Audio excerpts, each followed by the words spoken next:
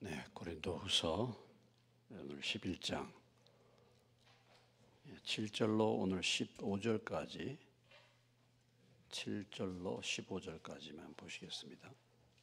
고린도후서 11장 7절로 15절인데요.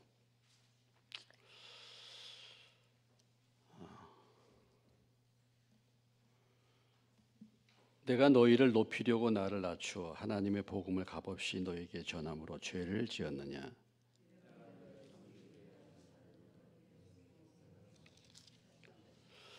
또 내가 너희와 함께 있을 때 비용이 부족하였을 때 아무에게도 누를 끼치지 아니하였음은 마게도냐에서 온 형제들이 나의 부족한 것을 보충하였습니다.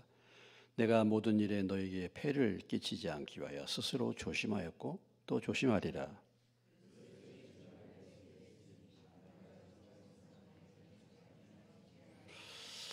어떠한 까닭이냐? 내가 너희를 사랑하지 아니함이냐? 하나님이 아시느니라.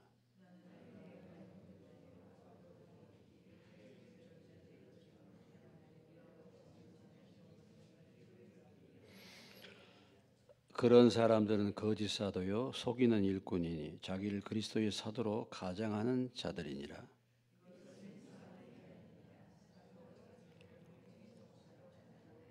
15절. 그러므로 사탄의 일꾼들도 자기를 의의 일꾼으로 가장하는 것이 또한 대단한 일이 아니니라.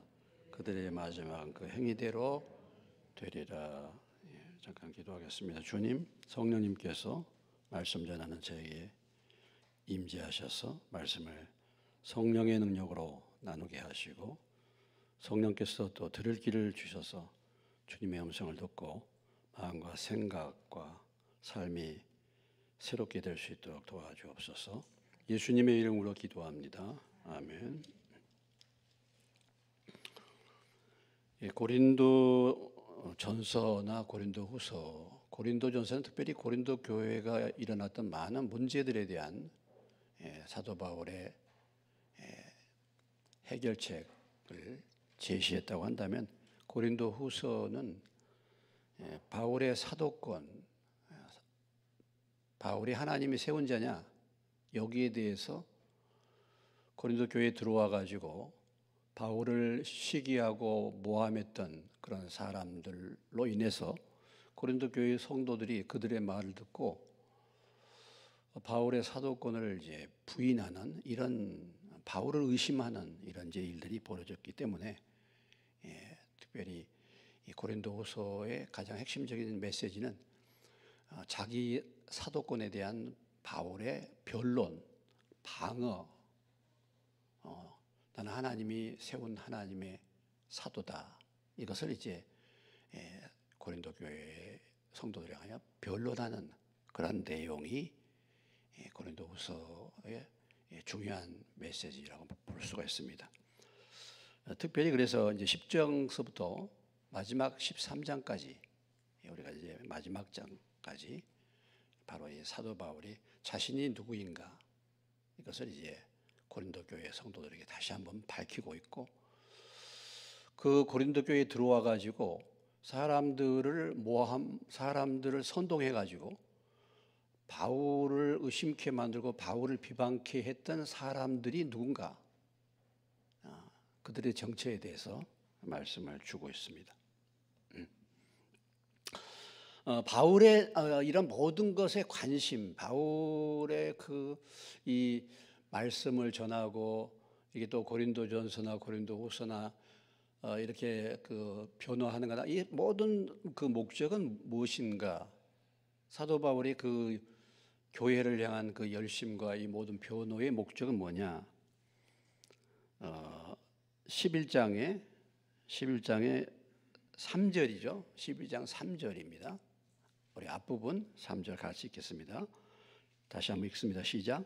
뱀이 그 관계로 하와를 미혹한 것 같이 너희 마음이 그리스도를 향하는 진실함과 깨끗함에서 떠나 부패할까 두려워하노라. 그들에게 복음을 전해서 그들의 믿음이 꾸준히 변함이 없이 그 믿음을 그리스도를 향하는 그 진실함과 깨끗함을 유지하도록, 이것이 바울의 관심이죠. 처음 그 복음을 전해서 그 믿음이 변함이 없이 유지가 되도록, 그 진실함과 깨끗함 두 가지, 타락하지 않고 부패되지 않고 세상에 물들지 않고 그 믿음이 지속되는 것, 이것이 사실은 사도 바울이 간절히 원하는 목회의 목적이고 또 주님이 저와 여러분을 향해서 기대하시는 그런 간절한 열망이죠. 그래서 우리가 나침반과 같은 신앙이다. 나침반은요, 뭐 더운 데 있든지 추운 데 가든지 뭐 어떤 곳에 가든지 나침반은 항상 어디를 가리킵니까? 예? 어디를 가리켜요? 북쪽을 가리켜. 북쪽. 그러니까 뭐 우리가 넘어지든지 자빠지든지 뭐 쓰러지든지 간에 방향은 누구를 향하여? 주님을 향하여. 뭐 우리가 살다가 뭐 넘어질 때도 있고 쓰러질 때도 있고 뭐 별별 시험 당할 때도 있고 그렇습니다. 그러나 결국은 뭐예요? 어디로 가야 돼요? 방향은 그리스도께로, 주께로. 항상 거기로 가야 되는 거죠. 그 마음의 변함이 없도록 하는 거. 이것은 바울의 소망이고 주님의 소망이고 어쩌면 저와 여러분의 사실 소망이 돼야 되지 않겠습니까? 그렇죠. 우리의 소망이. 그런데 우리가 성경을 보면 끝까지 믿음을 지키는 사람들, 처음 믿음이 끝까지 잘 간 사람들이 많지 않아요. 그렇지 않습니까? 보면은 처음에 받은 그 은혜가 계속 가는 사람들이 많지 않아. 다윗도 그랬죠. 다윗 같은 참 사람도 그렇고 솔로몬. 모세도 어떻습니까? 모세도 마지막 순간에 화내가지고 가나안 땅을 결국은 못 들어가는. 그러니까 마지막 갈 때까지 참 이렇게 그 끝을 잘 장식한다는 거, 이거 쉬운 일이 아니다. 근데 처음보다도 여러분 뭐가 좋아야 되겠어요? 마지막이 좋아야 될 줄로 믿습니다. 처음보다도 마지막이 좋아요. 뒤가 좋아야 되죠. 처음보다도. 성경에서 제일 뒤가 멋있는 사람이 있어. 누굴까? 예?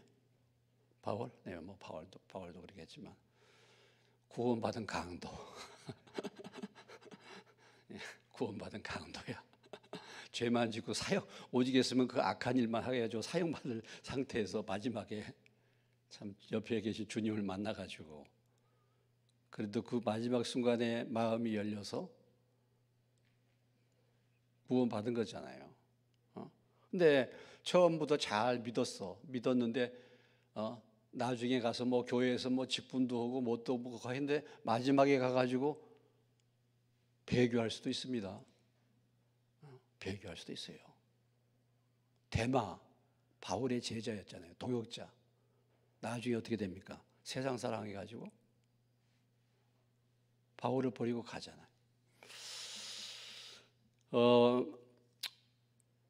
우리가 디모데 후서를 가보시면은 디모데 후서 4장을 가보시겠습니다.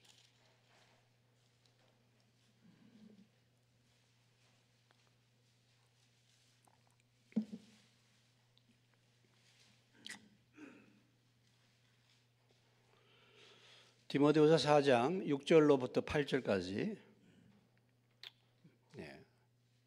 잘 아는 말씀이죠. 읽겠습니다. 전지와 같이 내가 벌써 부어지고 나의 떠날 시각이 가까웠도다. 나는 선한 싸움을 싸우고 나의 달려야 할 것을 마치고 믿음을 지켰으니 이제 후로는 나를 위하여 의의 면류관이 예비되었으므로 주 곧 의로우신 재판장이 그날에 내게 주실 것이며 내게만 아니라 주의 나타나심을 사모하는 모든 자에게 도니라. 이게 지금 바울의 마지막 부분의 기도잖아요. 예, 저게 지금 바울이 뭐라고 얘기합니까? 내가 지금 이제 떠날 시간이 가까웠다. 내가 지금 이제 죽을 때가 다 됐다. 바울이 지금 그걸 알고 있죠, 지금. 바울이 실제적으로 지금 이게 디모데 후서가 유언서 마지막 서신인데 이후에 바울이 이제 곧 죽게 되죠. 여러분이 뭐 이제 들리는 그 역사적인 그런 뭐 얘기로 하면 바울은 이제 도끼로 그 이게 그 목을 도끼로 쳐가지고 이제 죽죠. 여러분 혹시 그런 기회가 있을지 모르지만 그 로마에 가면 바울의 기념관이 있는데 거기 바울의 그 목을 갖다가 이렇게 대고 친 그 기둥이 그렇게 그러니까 이런 기둥을 세워놓고 자기 목에 닿을 부분에 이렇게 목을 대는 겁니다. 그러면 이제 쳐서 이제 죽는 거죠. 바울이 그렇게 죽었다고 얘기해요.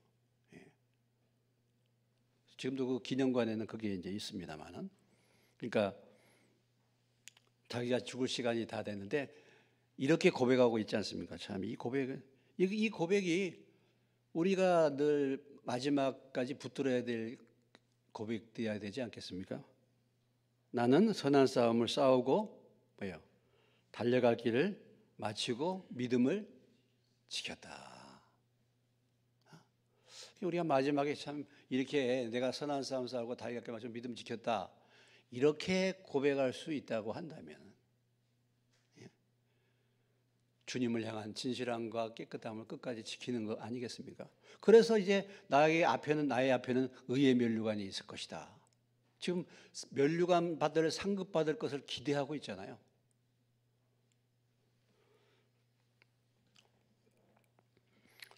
네, 우리는 하나님이 오늘 나를 불러가신다고 한다면 참 이거 뭐 내놓을 게 있을라나 부끄러운 모습뿐인 것 같고 만나기도 두렵고 그렇지 않나 모르겠어요.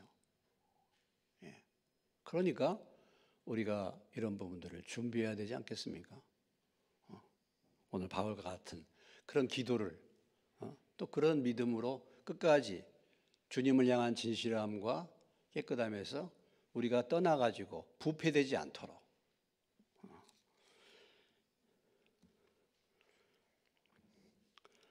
참으로 그걸 원하는데 다시 본문으로 돌아갑니다.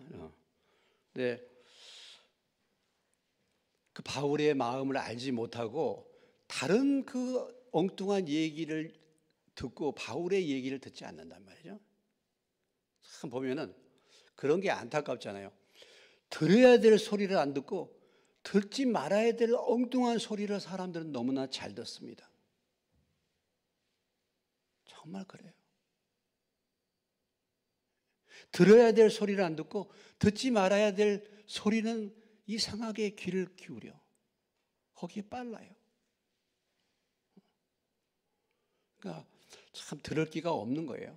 말세가 되면 뭐라 그랬어요? 말세가 되면 자기 사욕 귀가 가려워가지고 자기 사욕을 채워줄 스승들의 허탄한 얘기에 귀를 기울인다. 왜 들을 바를 안 듣냐면은 마음의 생각이 엉뚱한 데 가 있기 때문에 그래요. 엉뚱한 데. 그렇기 때문에 들어야 될 소리를 못 듣는 거죠. 듣지 말아야 될 소리를 듣는 거고.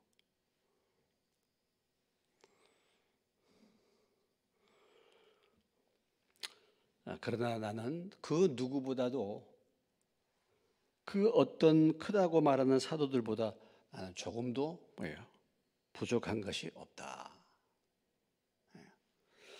참 바울이 자기 자신을 이렇게 표현하는 것이 쉽지가 않은데 지금 바울이 그렇게 얘기하잖아요. 지금 자기를 변론하기 위해서 어리석게도 내가 지금 내 자신을 드러낸다 하면서 내가 다른 어떤 크다고 말하는 사도보다 내가 부족한 것은 전혀 없다. 비록 모에는 조라지만 말에는 조라지만 지식에는 부족함이 없다.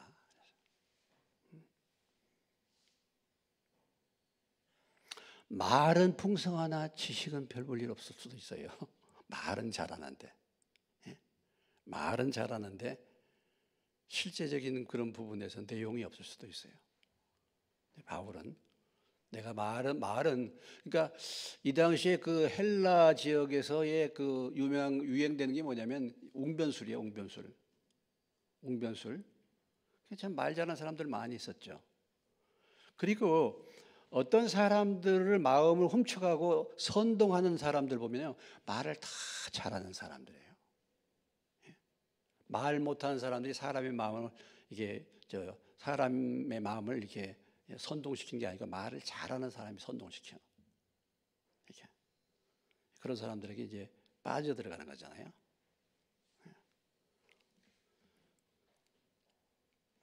여러분 히틀러가 얼마나 연설을 잘했습니까? 히틀러가요 아주 웅변을 잘한 사람입니다. 근데 그 히틀러 정부 때 히틀러의 가장 대변인, 더 뛰어난 웅변술을 가진 사람이 누구냐면 괴벨스야. 괴벨스. 괴상하게 생겼죠, 이름도. 괴벨스. 이 괴벨스의 말에 온 국민이 다 선동을 받는 거예요. 온 국민이. 예? 그래서 그 얘기를 들으면 금방 뭔가가 일어날 것 같아. 예? 독일 민족이 전 세계에서 가장 우수한 민족이고 이 독일이 전 세계를 지배할 것 같아. 이렇게 그런 웅변술로 사람들의 마음을 이렇게 빼앗는 것입니다. 선동하는 것입니다. 선동. 우리가 말 잘하는 사람들 조심해야 돼요, 여러분. 말 잘하는 사람들. 여러분들이 이렇게 유튜브나 이런 데 보면 말 잘하는 사람도 있어요. 말 잘하는 사람도 있는데 과연 그 말이 진실인가, 진리인가, 그건 좀 다를 수 있어요. 사람들을 선동하는 거죠. 자, 오늘 이제 부분에서 사도 바울이 변호하는 것은 또 무엇입니까?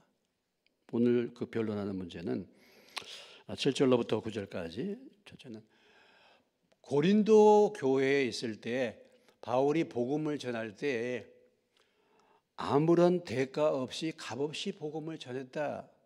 이렇게 지금 말하고 있습니다. 그러니까 지금 뒤에 들어온 자들이 뭐라고 얘기하고 있냐면 바울이 물질에 대해서 내가 너에게 짐을 지우지 아니하실지라도 교활한 자가 되어서 너희를 속였다. 바울이 물질을 속였다. 이런 얘기들을 지금 하고 있단 말이죠.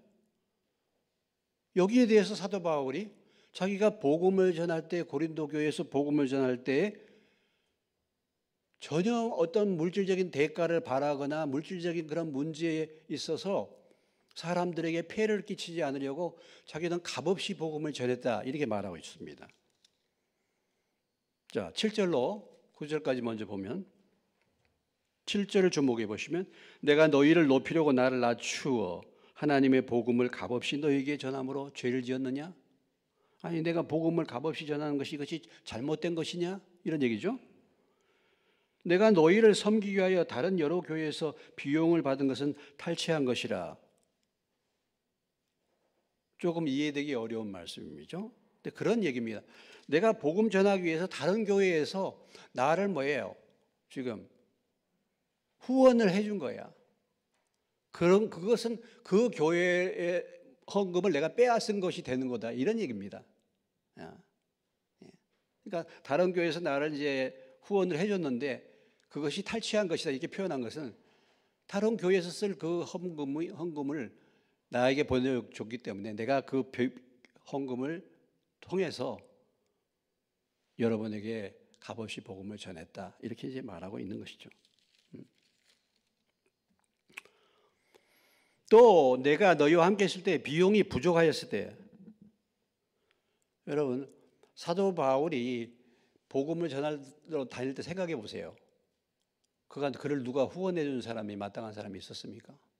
다 개척하면서 다 다니는데 늘 경비가 부족했죠. 그래서 사도 바울이 고린도 교회에서 복음을 전할 때 바울이 무슨 일을 했습니까? 현장을 아시겠지만 다시 한번 가보시면 사도행전 18장에 가보시면요.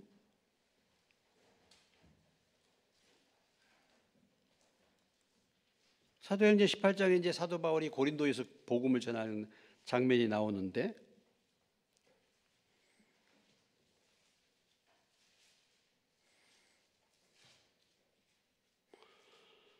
(18장) 1절로 3절까지 218페이지 읽습니다. 218페이지 18장 1절로 3절. 그 후에 바울이 아덴을 떠나 고린도에 이르러 아굴라라는 본도에서 난 유대인 한 사람을 만나니 글라우디아가 모든 유대인을 명하여 로마에서 떠나라고 한 고로 그가 그 안에 브리스길라와 함께 이탈리아로부터 새로 온지라. 바울이 그들에게 감해 생업이 같으므로 함께 살며 이 일을 하니 그 생업은 천막을 만드는 것이더라. 그러니까 바울이 고린도 지역에 와서 복음을 전할 때 바울이 무슨 일을 했습니까? 예, 천막 만드는 텐트 메이커였다. 천막 만드는 사람. 천막 만드는 일을 했다. 그래서 브리스길라와 아굴라를 거기서 만나가지고 천막을 지어가지고 벌어 내가 생계를 유지하면서 복음을 전했다 이거예요. 그러니까 오늘 고린도후서 11장에 와서 복음을 값없이 전했다는 말씀이 더 들어오지 않습니까? 바울이 자기 일을 하면서 자기가 수입을 얻으면서 복음을 전한 거예요. 바울이.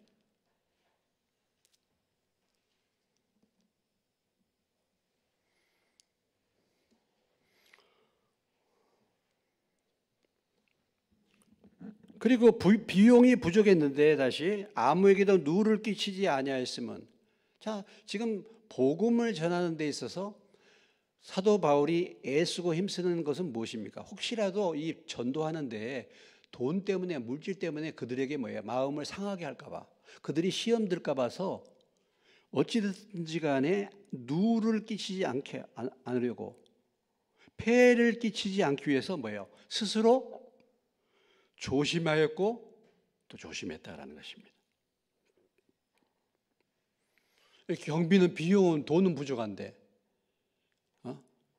복음을 전하는 대상들에게서 어떤 물질적인 이런 도움을 요청할 수가 없으니까 참 조심하니까 이것을 필요를 채우기 위해서 마게도니아에서 온 어떤 형제들이 또 사도 바울을 도왔다.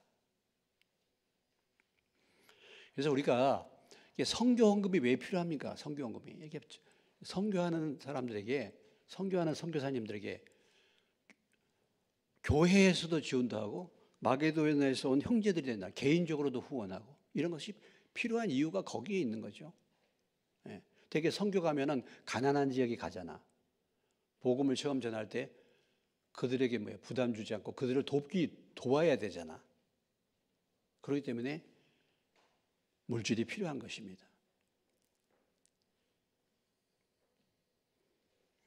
어찌됐든지 간에 바울은 물질을 준비해 가지고 간 게 아니잖아요.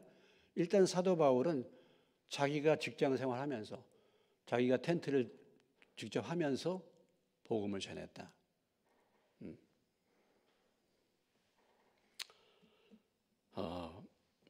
왜 그러냐? 부담이나 폐해를 끼치지 않기 위해서 조심했다라는 것입니다. 조심했다. 우리 믿는 사람들이요, 세상에 안 믿는 사람들은 다 전도할 대상 아니겠습니까? 그러면 그들에게 폐해를 끼치지 않도록 조심해야 돼요.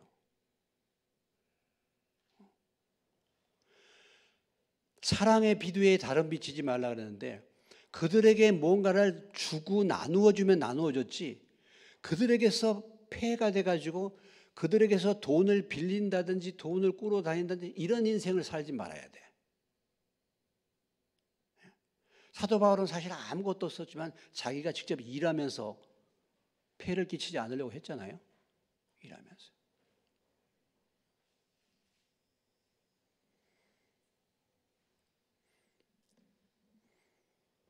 그렇게 복음을 전했는데 이것이 잘못됐느냐? 근데 이것마저도 시비를 걸고 있다는 거죠, 또.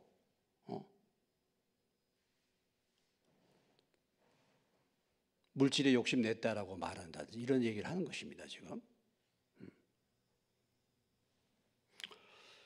자, 복음은 어떻게 전해졌어요? 지금 복음을 어떻게 전했습니까?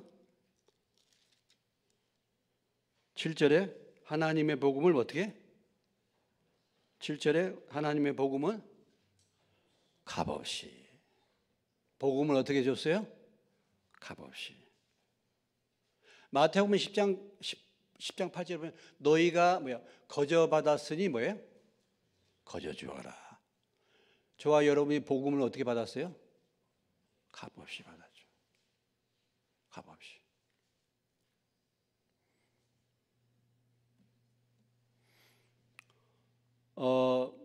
그러니까 우리가 이 문제에 대해서 이런 부분들이 있을 수 있어요. 어떤 것을 너무 값없이 받기 때문에 그걸 값없이 생각하는 거야. 값없이 받았으면 굉장히 그것이 굉장히 귀할 수도 있는데 우리가 값을 지불하지 않고 공짜로 받으면요 별로 귀한 것을 잘 못 느낄 수 있어요. 왜냐하면 값없이 받았으니까. 그런데 사실 가장 중요한 것은요 값을 매길 수가 없어. 그러니까 어떻게 해야 돼? 값없이 줘야 되는 거예요. 여러분 공기 여러분 어떻게 받습니까? 지금 여러분? 예? 돈 주고 받습니까? 거기야 뭐 산소호흡기 끼면 돈 주고 하는데 제가 코골이 때문에 코 이렇게 하고서 한 달에 17,000원씩 냈는데 다 그래 값없이 받죠. 공기는. 물은 어떻습니까? 사실 물도 값없이 받는 거예요. 햇빛은 어떻습니까? 우리가 정말 없어서는 안 될 결정적인 거, 정말 귀한 것은요 값을 매길 수가 없어요. 그러니까 하나님이 그런 부분도 값없이 우리에게 주는 겁니다. 그러니까 복음을요 값없이 우리가 받지만은 값없이 공짜로 받다 보니까 이 복음을 귀하게 여기질 않아요. 굉장히 값싼 복음으로 여겨버려. 값싼 복음으로. 근데 여러분 생각해 보십시오. 복음에 어떤 대가가 있습니까? 복음은 어떤 값을 치렀습니까? 예? 예수님의 생명의 값을 치르고 우리에게 주신 복음 아니겠습니까? 그러니까 이게 값없이 우리가 복음을 준다는 거, 복음 우리가 값없이 받았으니까 값없이 주는 것이지만은 한편으로는 값없이 받다 보니까 복음의 귀함을 알질 못해 제대로. 어떤 사람이 나한테 너무 귀한 선물을 줬는데요, 내가 그 선물을 그렇게 귀한 줄을 모르고 그냥 어디다 집어서 그냥 창고에다가 넣어둔다든지 그런 식으로 복음을 그 귀한 것을 그렇게 취급하고 여길 수도 있는 것입니다. 그러나 사실은 복음은 값으로 헤아릴 수 없는 거잖아요. 천하보다도 귀한 생명. 그 누구와도 바꿀 수 없는 생명을. 더군다나 하나님이 친히 인간의 몸을 입고 오셔서 자신을 들여서 값주고 사신 복음이에요. 사실은요. 그 귀한 값을 지불하고 그것을 사가지고 우리에게 공짜로 거저 주시는 거죠. 근데 그걸 갖다가 우리가 모를 수 있는 것입니다. 전혀. 귀하게 여기질 않을 수도 있어요. 그러나 아무튼 바울은 복음을 거저 받았기 때문에 또 이 복음을 전하라고 말씀하셨기 때문에 그것을 다른 사람들에게 어찌됐든지 간에 폐해를 끼치지 않으려고 오늘 말씀해 보면 또 누를 끼치지 아니하려고 조심하고 조심했다 이렇게 말하고 있습니다. 조심하고 조심.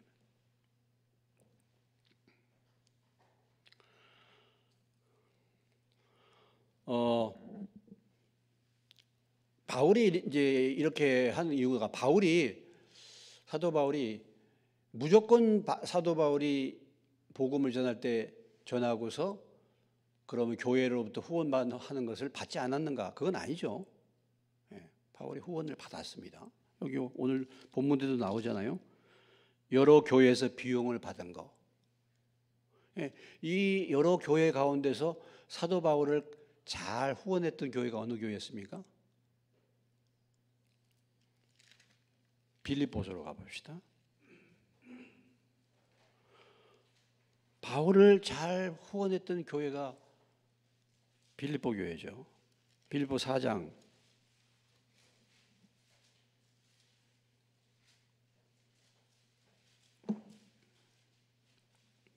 14절로부터 19절까지입니다. 322페이지 4장 14절로 19절까지 교독합니다. 그러나 너희가 내 괴로움에 함께 참여하였으니 잘하였도다.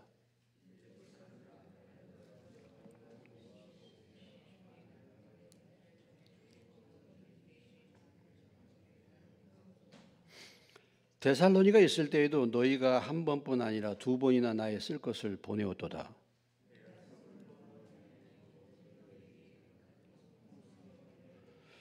내게는 모든 것이 있고 또 풍부한지라 에바브로디도 편에 너희가 준 것을 받음으로 내가 풍족하니 이는 받으실 만한 향기로운 제물이요 하나님을 기쁘시게 한 것이라.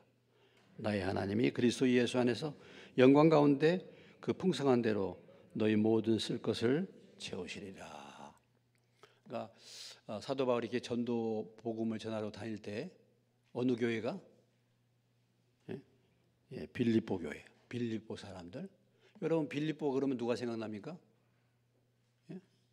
빌립보는 그럼 누가 생각나요? 자주장사? 루디아.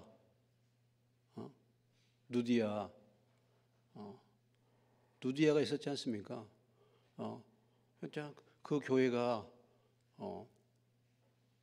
계속해서 바울을 기억하고 물질을 보내줬단 말이죠. 근데 사도 바울이 이렇게 표현하고 있어요. 내 괴로움에 함께 참여했다.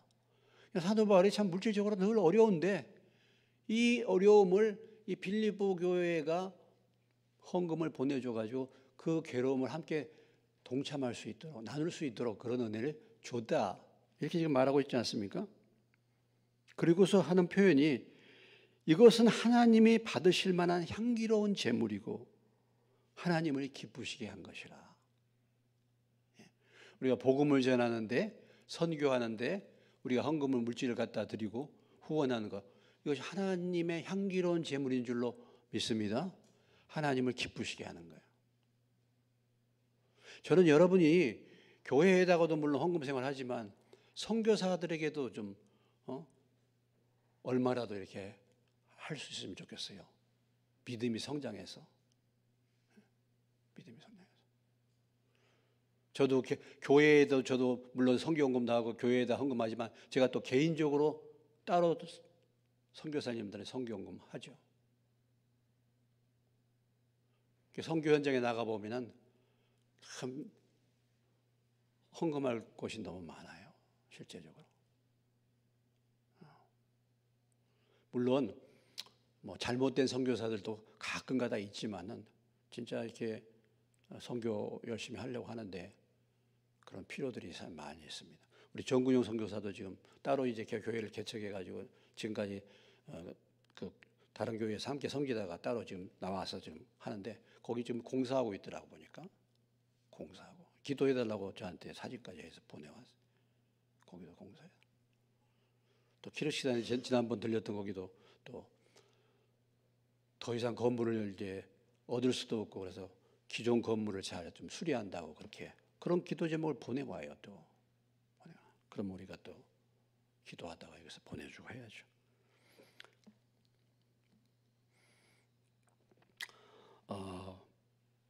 바울은 다른 교회에서 후원해 주는 거, 헌금해 주는 거 그거 잘못됐다 얘기한 거 아닙니다.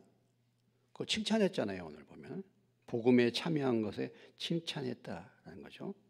예. 자, 우리가 경제적인 문제 이것 때문에 하나님의 일을 못하는 일이 없어야 된다는 거죠. 예. 경제적인 문제 때문에 하나님이 기뻐하시는 것이라고 한다면 경제적인 문제 때문에 그 일을 중단해서는 안 된다는 거예요.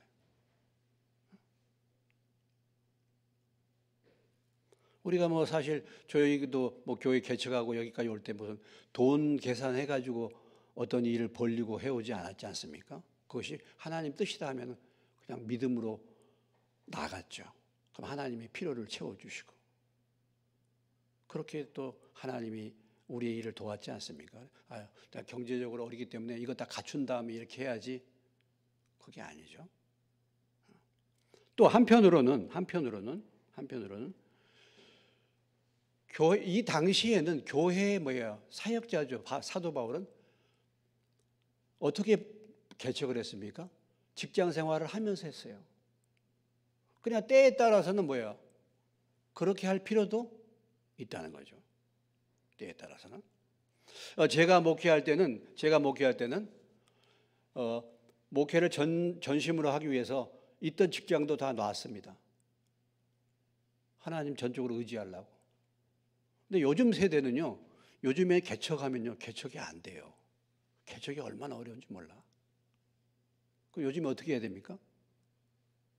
요즘에는 이 일을 하면서. 그래서 주중에는 택시기사 하시고, 이런 분들 많아요. 그러면서 그래도 목회를 하셔. 또는 조금 물질이 있는 분들은 교회를 카페로 만들어가지고, 월요일서부터 또 금요일까지는 이렇게 카페를 운영해서 수입을 얻어가지고, 그 다음에 이제 주일날은 예배드리고, 이렇게 하는 교회도 많이 있습니다. 근데 교회가 좀 개척해서 참 자리 잡기가 얼마나 어려운지 몰라.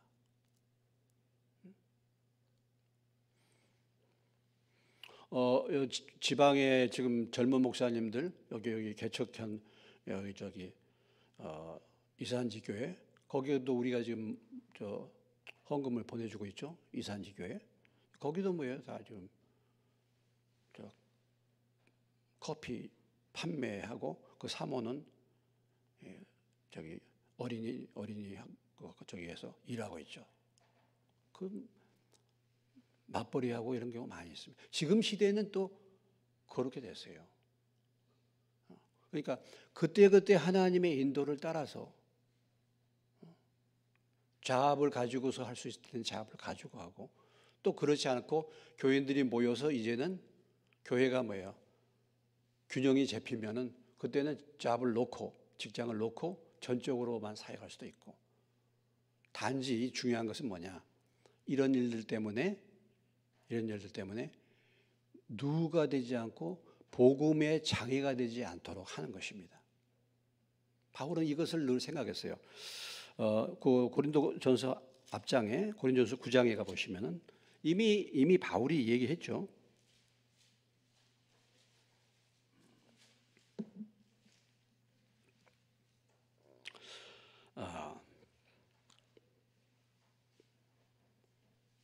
11절 12절입니다. 고린도전서 9장 11절 12절 읽습니다. 우리가 너희에게 신령한 것을 뿌렸은즉 너희의 육적인 것을 거두기로 과하다 하겠느냐. 다른 이들도 너희에게 이런 권리를 가졌거든 하물며 우리 일까 보냐. 그러나 우리가 이 권리를 쓰지 아니하고 범사에 참는 것은 그리스도의 복음에 아무 장애가 없게 하려 함이로다. 그러니까 사도 바울이 곡식을 떠는 그 소에게 망을 씌우지 마라. 그거 다 먹을 수 있어. 곡식도 소도. 그것처럼 복음을 전해서 영적인 것을 주면 육신의 것을 섬김 받는 것이 당연한 겁니다. 이게 말씀의 원리예요. 그런데도 불구하고 바울이 이런 권리가 있었지만은 왜 그 권리를 안 썼습니까? 예? 그리스도의 복음에 뭐가 되지 않도록? 장애가 되지 않도록. 지금 고린도 교회는 어떤 교회입니까? 여기 유대인의 교회입니까? 이방인의 교회입니까? 주로 이방인 교회야. 그러니까 이 사람들은 하나님의 말씀의 원리를 잘 몰라. 이런 사람들에게 내가 여러분에게 전도했으니까 헌금해서 나를 먹이십시오. 이렇게 어려운 문제예요. 자칫하면 시험 들 수도 있는 겁니다. 그러니까 복음의 장애가 되지 않기 위해서 사도 바울이 어찌됐든지 간에 이 일을 하면서 조심하면서 복음을 전했다. 이런 거예요.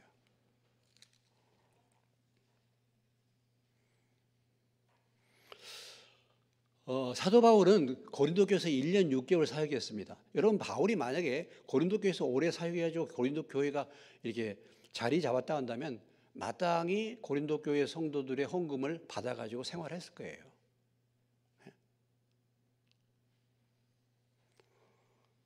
그런데 1년 6개월 하다가 이제 다른 곳을 갔기 때문에 그런 이제 까지는 그런 그 자리 잡을 그런 상황까지는 되지 않았었고, 아무튼 복음을 전할 때 그렇게 전했다라는 것입니다. 뭐 우리도 마찬가지죠. 예를 들어서 제가 이 교회에 처음 개척하러 왔을 때, 여기 개척하러 왔을 때 제게 있는 거 다 털어내 가지고 다 드려도 뭐 교인도 없고 그렇지 않습니까? 그러니까 뭐 아예 그냥 무슨 뭐 이게 사례를 받는다든지 이런 건 상상도 하지 않고 그렇게 살아왔죠. 살아왔죠. 또 뭐 땅을 사고 건축하고 하다 보니까 뭐 그거 헌금하느라고 빚이 잔뜩 져 있으니까 뭐 내 사례 뭐 이렇게 해도 그게 뭐 그 빚 갚는데 다 감당이 되지 그거 뭐 있습니까? 그냥 없이 그냥 사는 거죠. 그렇게 하는 것입니다. 그러나 이제는 뭐예요? 교회가 자리가 잡히고 그러면 오늘 이 말씀 따라서 생각해 볼 때는 우리가 마땅히 교인들, 성도들은 바른 헌금 생활을 해야죠. 헌금 생활을. 그래서 오늘 하나님의 사역을 하는 사람들이 비용이 부족하여 그것 때문에 어려움을 겪는다든지 마땅히 해야 될 일을 하지 못한다든지 그런 일이 없도록 여러분들이 또 여러분 나름대로 물질의 삶을 가지고 물질을 가지고 교회를 또 아름답게 섬겨야 되는 것이죠.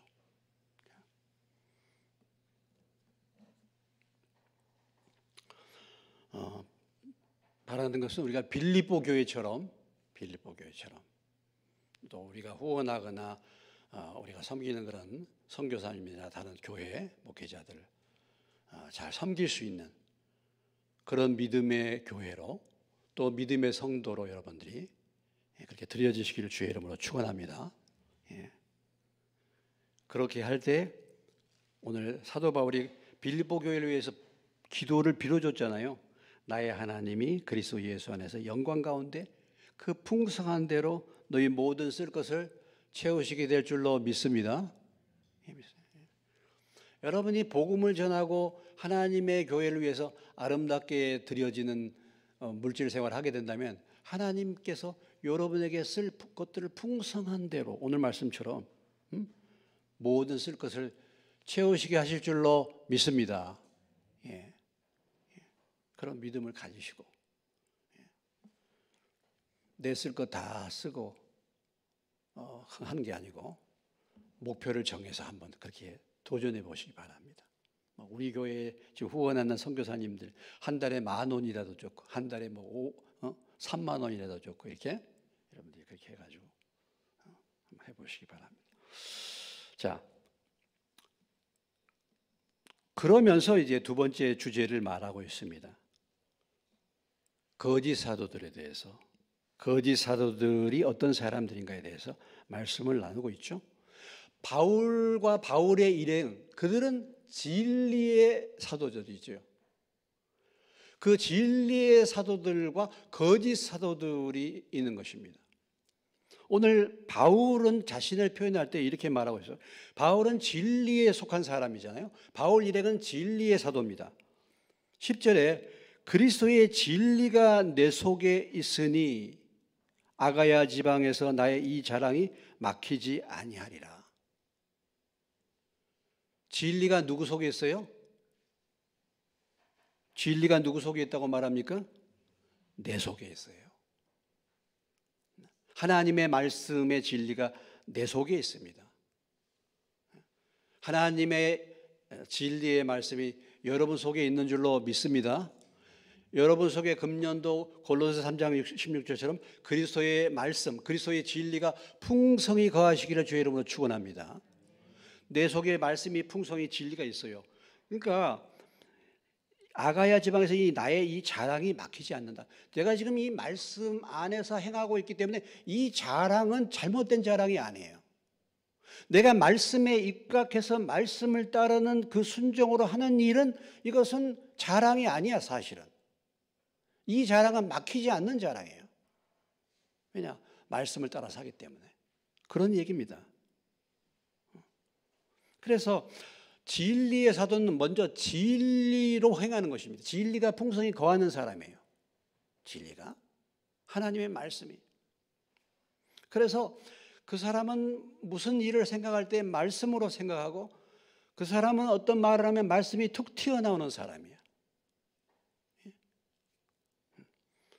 우리가 저기 뭐 뽁뽁이지 딱 하면 무슨 소리가 납니까?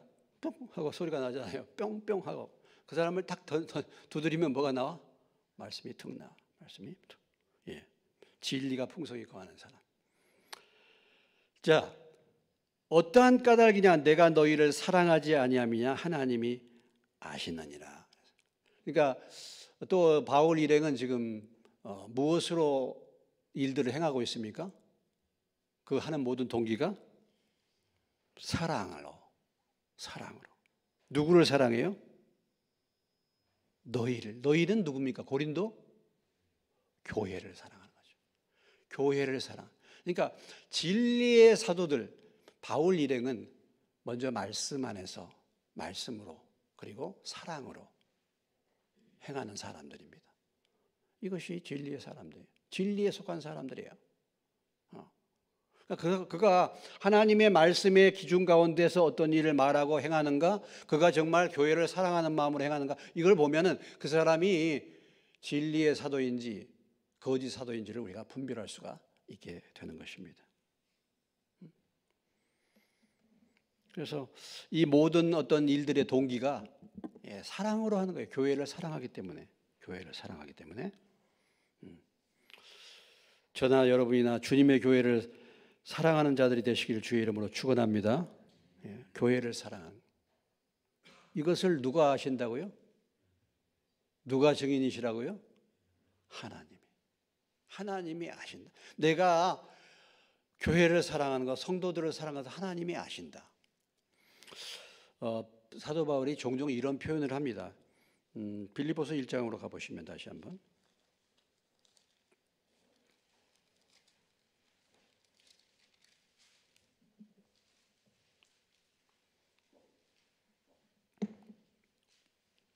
빌립보서 1장 8절입니다.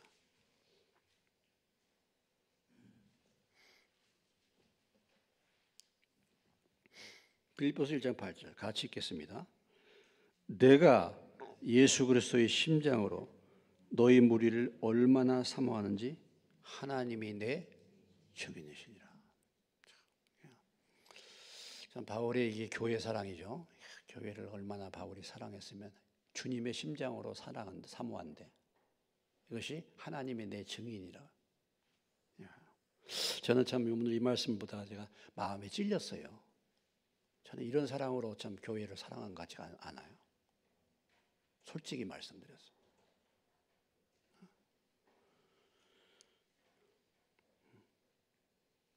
여러분, 교회는 예수님의 뭡니까?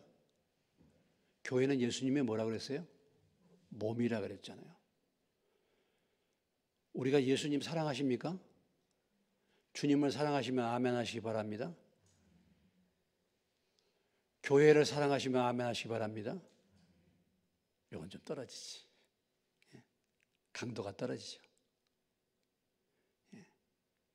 주님을 사랑하면 우리가 주님을 사랑하시면 아멘 하시기 바랍니다. 아멘 하죠. 예수님을 사랑하는데 주님의 교회를 사랑한다.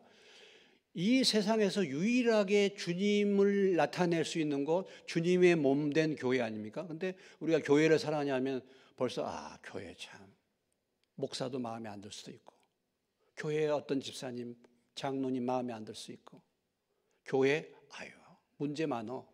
그러니까 교회 사랑하냐고 물어보냐면 아멘이 잘 안 되는 겁니다. 아멘이 안 되는 거예요.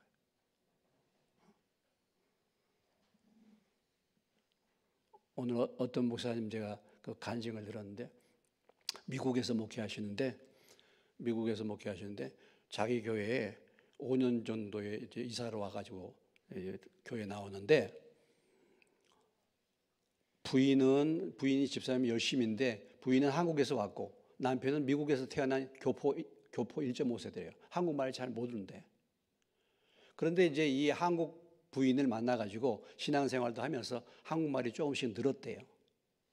한국말이 조금씩 늘어서 이제 교회 한국 사람들이 모이니까 이제 한국말이 점점 늘어가지고 그 교회 목사님이 기도를 시켰대. 대표 기도를.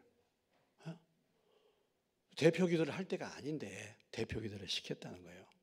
그래서 걱정되더니 남편이 걱정 말라고 자기가 다 써가지고 한다고.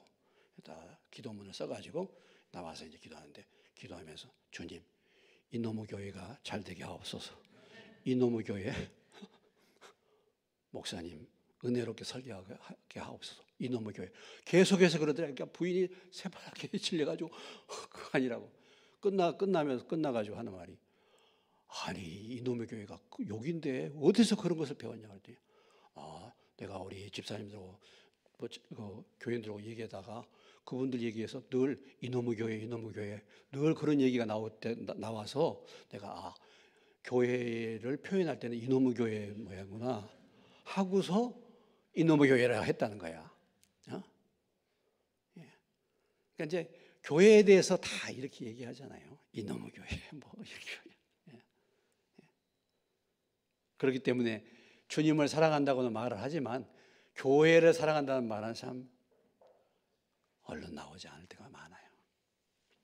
근데 참 정말 근데 이 복 중의 복은요, 눈에 보이는 내가 지금 현재 섬기는 교회를 사랑하는 것이 가장 큰 복 중의 복이라고 합니다. 그게 복이에요. 그 교회가 어찌됐든지 간에, 목사님 설교가 어떻게 됐든지 간에, 아무튼 그 교회에 내가 지금 이렇게 왔는데 이 교회가 내가 온 것이 아니고 하나님이 이 교회에 나를 인도하셨어. 그렇다고 한다면 이 교회가 제일 마음에 들어야 될 줄로 믿습니다. 아멘? 아직도 좀. 사실 그래야 되는 거죠, 원래. 그래야 되는 거예요. 그냥 뭐 비교하면은 별 저기도 없는데, 그렇지만 그럼에도 불구하고 하나님이 나를 이 교회로 인도하시고 어찌됐든 간에 이 교회에서 말씀을 들었는데 그게 은혜가 되고 그래서 감사가 되고 기쁨이 될 수 있다고 한다면 현재 그 사람은 가장 큰 복을 받은 거다. 왜냐? 주님을 사랑하시 그 눈에 보이는 교회를 사랑하는 것이기 때문에. 근데 여러분, 우리가 눈에 보이는 이 교회가 완전합니까? 절대 완전하지 않잖아요. 오늘 사도 바울이 참 이렇게 고백한 곳이 있습니다. 이 문제 많은 이 교회를 향하여 내가 너희를 사랑하지 아니하느냐. 그렇죠. 참 교회에 대해서 이렇게 기도하면서 참 스트레스도 받고, 결국은 뭐냐면 교회를 사랑하기 때문에 그런 거 아니겠습니까? 제가 여러분들하고 막 그냥 얼굴을 붉히면서 그냥 좋지 않은 소리를 해가면서 막 이렇게 마음에 상처를 주고 막 그렇죠. 그냥 넘어가면 좋을 텐데 그냥 두지 않고 막 그 얼굴 붉히면서 해가지고, 솔직히 여기 뭐 우리 장로님들 집사님 다 교회 몇 번씩 떠나고 싶은 생각 다 했었을 거예요. 안 그렇습니까? 근데 왜 그렇습니까? 그게 무엇 때문에 그렇습니까? 제가 결국은 마음 가운데 참 교회를 사랑하는 마음이 제가 있기 때문에 그런 거예요. 제가 기도하기 때문에 잘 되라고 사실 하는 거죠. 결국은 보면. 그러다 보니까 이게 참 교회를 내가 품고 정말 주님의 그 사랑으로 오래 참고, 이게 참 부족해진 것 같아요. 정말 요즘에 보니까. 그래서 이제 은퇴할 때도 됐는데 빨리 누가 후임 와서 세워지면 내가 은퇴하고 물러나면 얼마나 좋을까, 이런 생각이 사실 제 마음 가운데 많이 있어요. 물론 제가 여러분들을 위해서 끝까지 기도하겠지만은, 떠나든지 어디에 있든지 간에 뭐 끝까지 제가 하겠지만은, 그런 정말 교회를 이 사도 바울처럼 이렇게 자기를 대적하고 이런 그 교회를 향하여 내가 너희를 사랑한 것이 하나님이 아시느니라.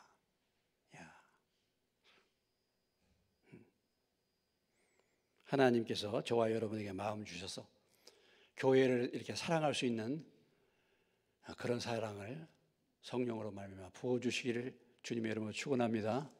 그리고 내가 교회 사랑하신 하나님의 증인이야.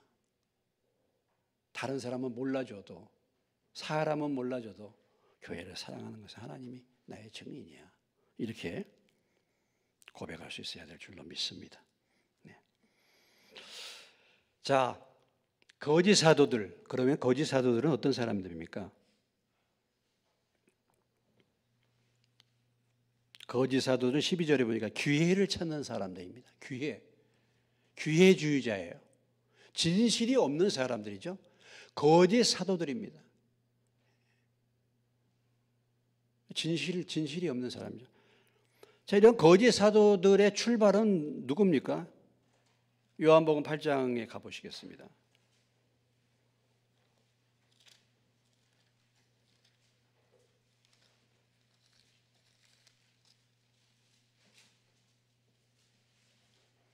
요한복음 8장 44절.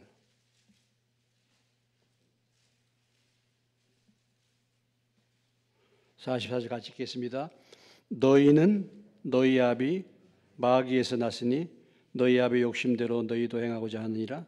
그는 처음부터 살인한 자요 진리가 그 속에 없으므로 진리에 서지 못하고 거짓을 말할 때마다 제 것으로 말하나니 이는 그가 거짓말장이요 거짓의 아비가 되었습니다.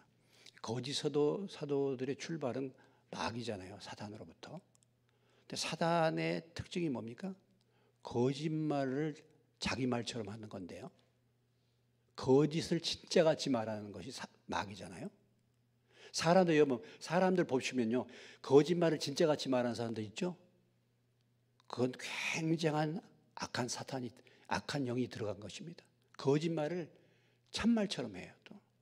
근데 그 거짓을 말하게 된 이유가 뭐냐면, 오늘 44절에 보면, 진리가 없어요, 진리가. 그러니까, 우리가 하나님의 말씀이 없으면 거짓에 속아 넘어가는 거예요. 하나님 말씀이 없어요. 진리가 없으니까 거짓에 넘어가는 거예요. 거짓 사도가 되는 겁니다. 마귀가 진리가 없기 때문에 그런 거군요. 그래서 오늘 거짓 사도여 속이는 일꾼이고 자기를 그리스도의 사도로 변장시키는 자, 그것이 놀라운 일이 아니고 이상한 일도 아니고 당연한 일이다, 이렇게 말하고 있습니다. 사단도 광명의 청사로 위장하는 거 아니야.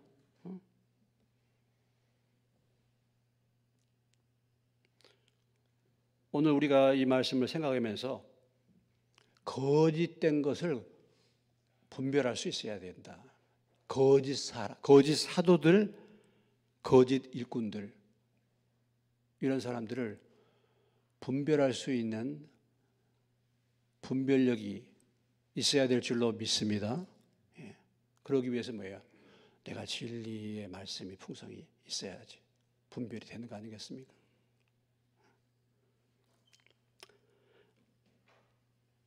자주 얘기하지만 진짜 지폐와 가짜 위폐를 구분하는 것이 뭐라 그랬죠? 진짜를 제대로 구분한 겁니다. 우리가 위조 달러와 진짜 달러를 구분하는 방법이 뭐라 그랬죠? 가짜 달러를 보여주는 게 아니고 뭐예요? 진짜 달러를 깊이 보게 만드는 겁니다. 그러면 진짜 달러와 가짜 달러를 구분하게 된대요. 왜 구분이 안 되느냐? 왜 분별력이 없느냐? 내가 진짜 진리에 서 있지 않기 때문에 그런 거예요. 여러분, 세상에 이런 일들이 왜 뭐가 가짜 뉴스고 뭐가 진짜 뉴스인가? 뭐가 믿을 만한 사람이고 이 사람이 믿을 만한 사람이고 아니다. 이것을 어떻게 구분하는가? 내가 진리와 성령으로 서 있으면 분별이 돼요. 그런데 그것이 없기 때문에 가짜에 넘어가는 거예요. 그것이 없기 때문에 거짓말에 속는 거예요. 이렇게 되는 겁니다. 여러분, 우리나라에 간첩이 있습니까? 없습니까? 간첩 있어요, 없어요? 황장엽 씨가 내려와가지고, 황장엽 씨가 김일성 대학 총장이었잖아요. 주체사상을 만든 사람이 황장엽 씨인데, 우리나라에 그때 내려왔을 때 대한민국에 5만 명 간첩이 있다고 그랬어요. 근데 간첩 잡습니까, 지금? 지금은요, 간첩이요, 국회의원이 간첩일 수 있어요. 국회의원이 국가보안법 위반 혐의로 지금 범죄했던 사람들, 전과범들이 몇 사람 다 국회의원에 들어와 있어요.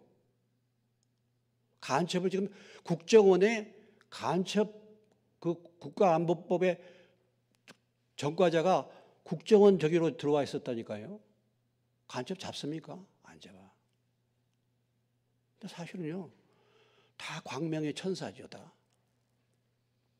우리 대한민국에 지금 뭐 굵직굵직한 이런 요소에 옛날 같으면 간첩이라고 할 수 있는 사람들이 자리 잡고 있는 사람들이 얼마나 많이 있는 줄 아십니까, 여러분? 그래서 나라가 심각하다고 우리가 기도하는 거예요. 다른 게 아니고.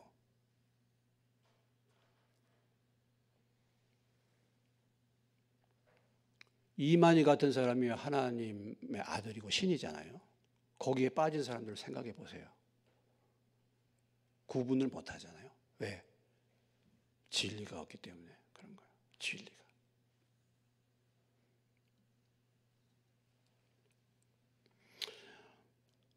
제가 말씀을 분별해 가지고 이러이러이 합니다 해도 그걸 잘 믿지 못하는 사람들 있잖아요. 다 자기가 옳아요. 그 이념이 옳아. 왜 그러냐? 사실 말씀의 진리가 없기 때문에 그래요. 깊이 들어가 보면. 우리가 같은 하나님의 말씀이라도 같은 말씀이 아니에요. 진리의 말씀을 분별해라 그랬잖아요. 그러니까 이런 거짓 사도고 속이는 일꾼이고 광명의 천사로 광명의 천사가 가장하는 그런 악한 무리들이 교회 안에도 이미 들어왔었잖아요. 교회 안에도. 참 보면은 더 심각한 문제는요. 어떤 뭐 정치권이나 이런 거 얘기할 필요가 없어요. 교회 안에가 참 문제예요. 교회 안에. 오늘날 이 교회 안에도 보면 지난번에 이 지방에 가요. 공주 지방에 갈라진 이유가 왜 갈라졌는지 아십니까? 자, 보면은 너무 돈 문제 같은 것도 제대로 말이죠. 예산 있는 거 입마에 포켓하고 그냥 넘어가고. 아니 목사가 재정 예산이 분명히 정해져 있는데 그것도 많은 예산도 아니야. 그걸 갖다가 그냥 넘어가. 그리고 얼마를 받았으면은 그걸 같이 먹었으면 남은 돈이 있을 텐데 그냥 넘어가. 이렇게 됐다니까. 그래서 지방회가 갈라진 거예요. 정말 유치하지 않습니까? 유치하지 않습니까? 지금 신학교고 참 보면 신학교 교수들이고 제대로 복음을 분별해가지고 가르치는 사람들이 많지 않아요. 그러니까 동성애가 죄가 아니다 이렇게 주장하잖아요. 그래서 미국이 어떻게 됐습니까? 미국이 지금 동성애 지지하는 교회가 한쪽은 지지하잖아요. 이렇게 되고. 여러분 뭐 트럼프가 뭐 이번에 부활절에 뭐 예배드리고 뭐 한다는데 트럼프 행하는 것을 보십시오. 뭐 물론 뭐 트럼프가 동성애 맞고 뭐 이런 뭐 차별 그런 거 뭐 구분했다 그러는데 트럼프가 진정한 그리스도인입니까? 아니죠. 말은 흉내는 교회 다니고 한 부분은 하지만은 정말 진정한 교인이냐고 한다면은 미국 자기들만 위하는 그런 정책을 하겠습니까? 예수 믿는다고 한다면? 절대 아니죠. 여러분 푸틴은 부활절에 물속에 안 들어갑니까? 성호 안 걷습니까? 푸틴도 성호 걷잖아요. 세상이 이래요. 교회 다니고 뭐 믿는다고 하고 뭐 하고 하면서 가짜 투성입니다. 가짜 투성. 어쩌면요 나도 그럴 수 있습니다. 나도요. 나도 명색이 교인이고 나도 목사고 나도 직분을 가졌지만은 나도 하나님이 정말 딱 보실 때 나도 가짜일 수 있어요. 우리가 진리 안에, 말씀 안에, 성령 안에 서 있지 못하면 언제든지 거짓 것들에 휩쓸릴 수가 있습니다. 우리가 이것을 기억을 해야 되겠어요. 그러니까 교회에도 이런 사람이 들어와갖고 이렇게 바울을 대적하는 이런 일들이 일어나지 않습니까? 그런 사람들이 너무 많고 그런 일들이 당연한 것이고 놀라운 일이 아니니까 그만큼 많다 이거죠. 저나 여러분이나 신앙생활 해나가면서 먼저 사람을 분별할 수 있는 눈이 열리시길 주의 이름으로 축원합니다. 사람, 사건을 분별할 수 있는 눈이 열리시길 주의 이름으로 축원합니다. 문제의 원인이 뭔가, 왜 이거 생겨, 이런 것을 다 분별할 수 있어야 돼. 그래야지 거짓과 가짜를 구분할 수 있죠. 모르면 내가 구분해 줬는데도 끝까지 그걸 가지고 가는 사람들 또 있어요. 답이 없어요, 답이. 우리가 마음을 겸손하게 하고 주님 앞에 나아가서 분별할 수 있는 눈을 달라고 기도하면 하나님이 반드시 우리로 하여금 분별할 수 있는 눈을 허락해 주실 줄로 믿습니다. 찬송 94장 드리겠습니다.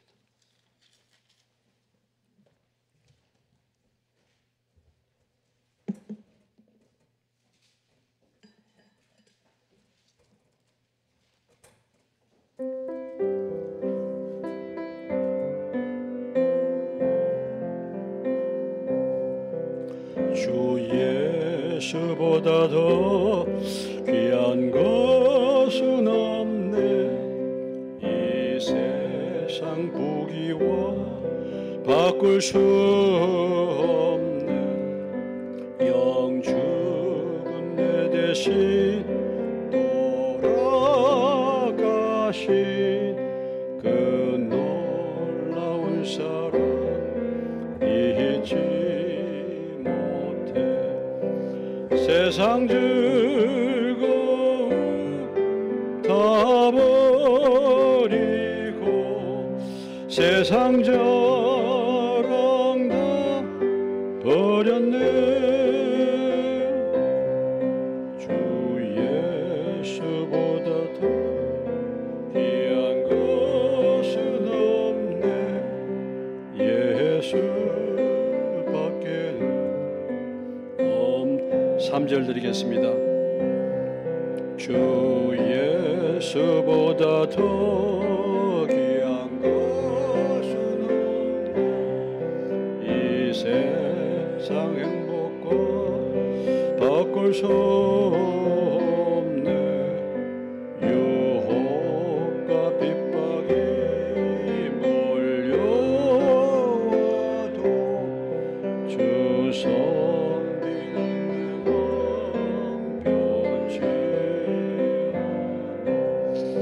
세상 즐거움 다 버리고 세상 자랑 다 버렸네. 주 예수보다 더 귀한 것은 없네. 예수밖에는